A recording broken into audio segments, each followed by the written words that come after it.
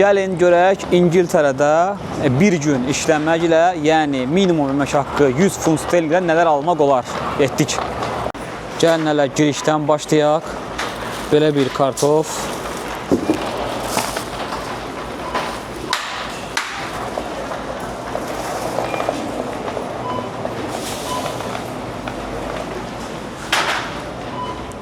$99p soğan.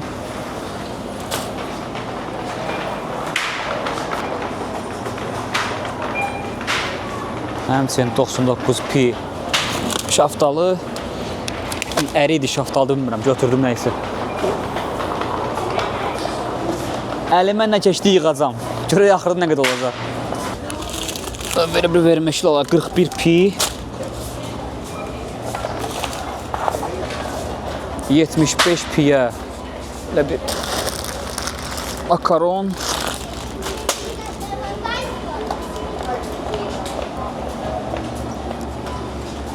Onu da vurğulayım ki, yəni p deyirəm qısa, penny, pence, qəpik deməkdir İngiltərədə. Yəni sonra deməyin ki, p nə olan şeydir, yəni qəpikdir.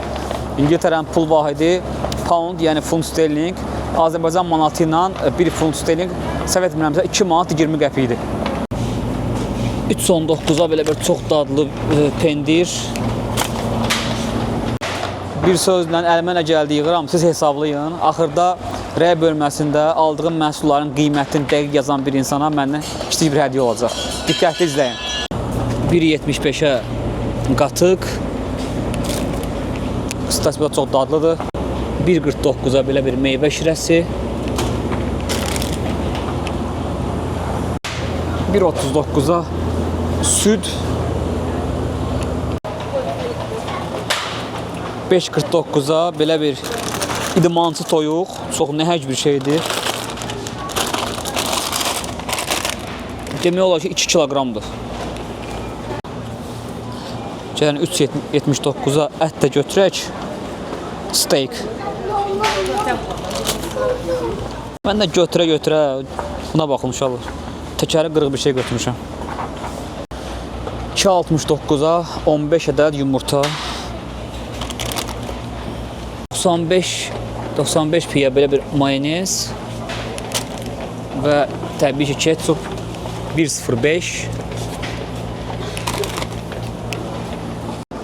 Valla mən nə yığıram hesablamıram. Çörəyin qiymətini soruşur. Yəni çörəyi də götürək. 55p. Əlbəttə hər qiymətə çörəyi var. Amma bu normal çörəkdir. Gəlin dondurma da alaq. 1.99'a 1.99'a bu hardan açılır o? 1.99'a belə bir pizza. Ümid edirəm ki limiti doldurmamışam. Artıq arabamız dolub. 1.25'ə belə bir kaset kola.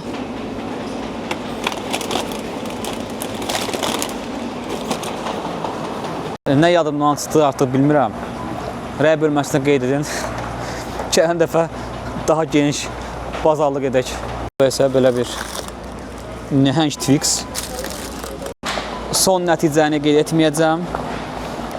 Görək hansı izləyici daha diqqətlidir və nə qədər xərclədik qeyd edəcək.